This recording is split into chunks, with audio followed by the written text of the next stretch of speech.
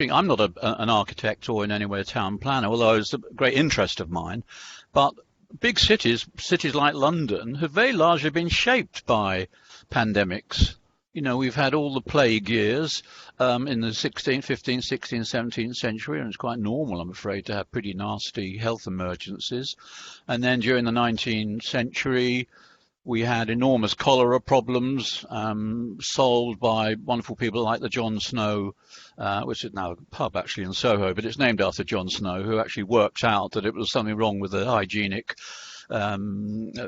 supplies of the city and indeed the water supply, and remedied that. And so in the 20th century, we had the Spanish flu epidemic of the early, well, about 100 years ago, almost exactly at the end of World War One, and we lost millions in that one.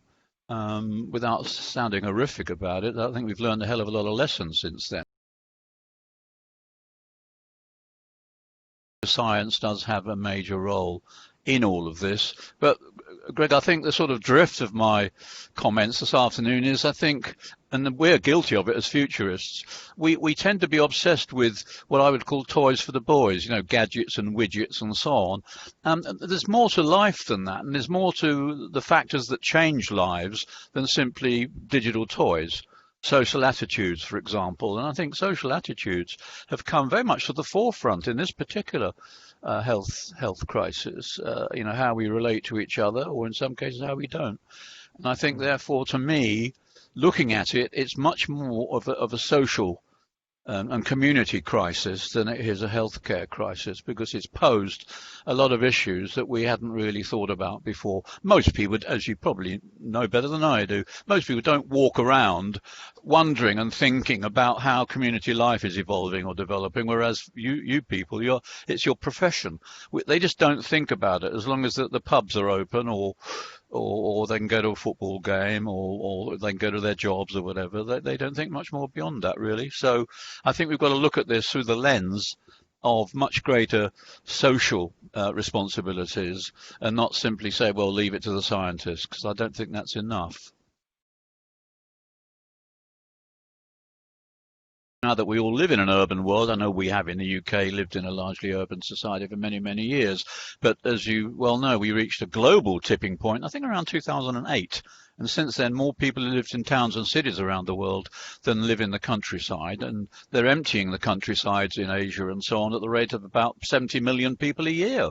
And so we are living much more in an urban world, and we've got to ask a very basic question: what are our towns and cities and communities and neighbourhoods for? What are they for? I think most people don't think about it to the depth of thinking that it's actually about social interaction and so on. I think it's just, most people, just a place to live. So I think we've got to ask ourselves some really, not tough, but really searching questions about what kind of cities should we be developing in a future, a world of tomorrow, where increasingly our food will be grown in vertical farms on the edges of cities, for example, or indeed underneath them, as is already the case. A lot of things that are in the future, so to speak, are already here with us, and not necessarily in the UK. If you want to see vertical farming, you go somewhere like Singapore. If you want to see fish farming in any depths, you go to Scandinavia, or you go to Chile, where most of our salmon comes from, and things like that. So I think there's a big shift in the future of food, and indeed in the geography of food. And I think when you look at the issue of what are our cities for, I think we've got to start seeing them. And this is probably I hope, one of the biggest gains from this dreadful pandemic. It's really about creating what I would call well-being engines. I often give talks as an ocean-going futurologist about what I call the age of of disruption, if you like, because over the next 5 and 10 years, we'll probably have more disruptive technologies knocking on the door than we did in the whole of the 20th century. Now, on my list of future technologies is well-being technology. And the point is that actually we're sort of witnessing a silent revolution in that area. Everything from implants that we can carry in our bodies. I mean, a lot of us, I'm sure, in this group right now probably wear fitness bracelets I mean, that's the beginning of that. But in 10 years' time, you won't have them on your wrist. You'll have them implanted in your hand or your feet or whatever it is. And so it's the next big billion-dollar industry is well-being. And I say that in a good sense because I don't want to see it as a sort of a con or yet another sort of Google on legs. You know, it is actually something to do with us as individuals taking far more responsibility for our health and well-being. It's happening more in the workplace, by the way, than it is in communities. Employers have woken up to the fact that a workforce that enjoys well-being actually is going to be more productive and more communal, more interactive than it would otherwise be.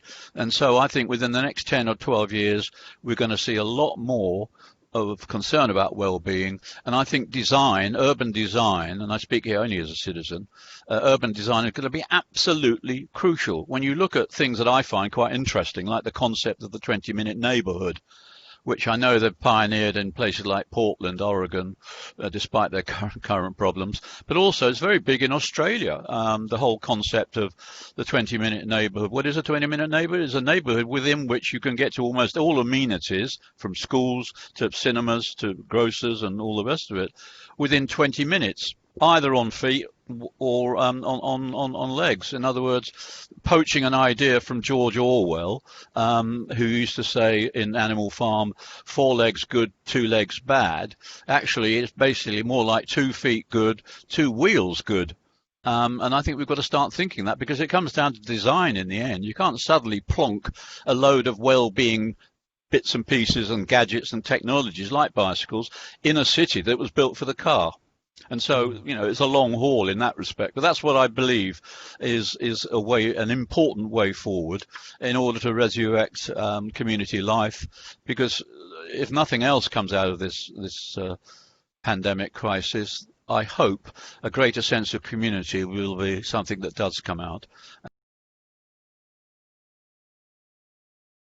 So I read loads of reports because it's the only place I can get good ideas.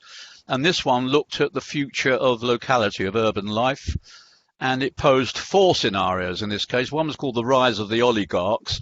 In other words, the big boys, as always, take over. You know, it becomes polarized and xenophobic and all that. Second one is Big Mother, which is more like a nanny state where the government takes over and does the job, which depends how good your politicians are, but government takes charge.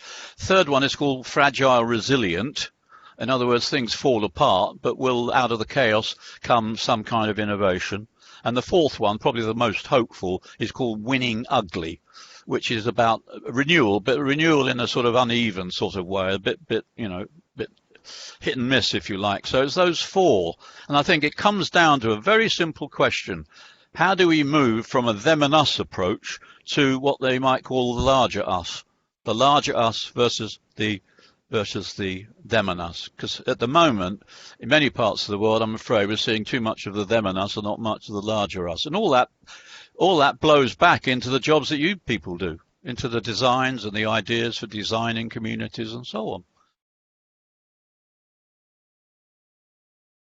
This is one of the odd things about this whole crisis, Greg, is that it's all sort of upside down. You know, normally cities and spaces in between them are designed to enable congregation.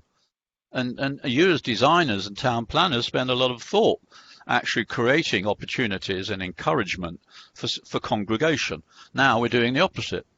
Everyone's been told to go home and not come out, or, you know, and mask up and so on. Public transport is now the #1 enemy. You know, we don't go on. If you go on, you've got to put masks and all other stuff on. So all the things that we thought we took for granted about what our spaces are is actually being stood on its head. My hope is that after this crisis is sorted out, that will be reversed again, because we can't continue, can we, building cities and towns and neighbourhoods as they do in the developing world, more than they do here, for the motorcar. I saw some figures the other day which I thought were quite interesting. In a typical British urban street, 2/3 of the space is preserved for vehicles, parking mainly, and 1/3 for human beings. And I think that's something, it's things like that really, you know, really jostle my bones, so to speak. I really think we've got to start thinking all these things out. So trends that are already on the horizon, what we used to call in the futurist business weak signals, are now being accelerated or indeed eliminated by this very, very unusual event that we're in the middle of. And I think we'll see more of some things and less of other things. What is the future of retailing? Don't know, but I know you can't actually answer the question, what's the future of the high street, unless you get a handle on what is the future of retail. Very interesting. And I think the cultural side of it is something we need to dwell on a lot more, I think. I personally think our default, as a society, our default culture, like deeply buried within us, is actually a pre-industrial lifestyle. Not a post-industrial gee whiz, that's the sort of thing that futurology think tanks wonder about. It's all about gadgets and widgets and stuff like that, and all about smart cities. I don't see anything smart about a smart city, because all the talk I see and read about in smart cities and smart neighbourhoods is actually, it's all about digital magic, rather than smart cities that are smart in another way. You take something like big data, which is a massive part of this new technological revolution. We're all in the middle of it. Well, at the moment, people say, oh yeah, big data, very important in marketing and profiling of consumers. But the data that's available and will increasingly be available from a big data environment will be of colossal value in areas like health and well-being. Colossal, because it's all about working out patterns. And I think of all the technologies that we talk about, whether it's big data, whether it's artificial intelligence and so on, the biggest, I hope, and I think it will be, the biggest beneficiaries will actually be areas like healthcare. But as an historian, I often, I think a lot about history still. And, when you look at the resilience of the British population, for example, during World War II, in putting up with stuff that we think would be unimaginable, in terms of, my parents were from that generation. And I asked, at the beginning of this particular chapter, I asked myself a very simple question: how will this generation or group of generations cope? Will they discover resilience or not? And I think resilience is a vital part of this equation of getting the future right. And I'm struck and indeed cheered by the fact, Greg, that you said that it's increasingly become part of your professional world as well, the whole notion of resilience. It may be used in a slightly different way, but it's not really. It's whether, is this sustainable in the long run? Is it so socially sustainable? And that's the problem with the future. It's a very, very big place.